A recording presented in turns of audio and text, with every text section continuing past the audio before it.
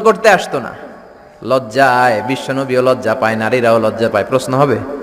উত্তর হবে। এই জন্য আল্লাহ বললেন, নবী সাহাবারা আপনার কাছে আসে, প্রশ্ন করে, দৈনন্দিন জীবনের জীবন ঘনিষ্ঠ বিষয়গুলো জেনে যায়, নারীরা আসতে পারে না। এই জন্য আমি আপনার বিবির সংখ্যা বাড়িয়ে দিলাম, সব নারীরা আপনার বিবির কাছ থেকে মাসালা জেনে নিবে। অনেকে বলে বিশ্বনবী নারীর দেহ ভোগ করার জন্য 13টা বিয়ে করছে। কপাল পোড়া, কপাল পোড়া। আমার নবীর ইতিহাসই জানে না। বিশ্বনবীর প্রথম বিয়েটা ছিল 25 বছরের বয়সে। কত বছর? ওনার বয়স ছিল 25। বিয়ে করেছেন সাইয়্যিদাতুনা খাদিজাকে, ওনার বয়স ছিল 40। একটা নারী ছিল, এই মহিলাকে বিয়ে করলেন বিশ্বনবী মুহাম্মদ সাল্লাল্লাহু।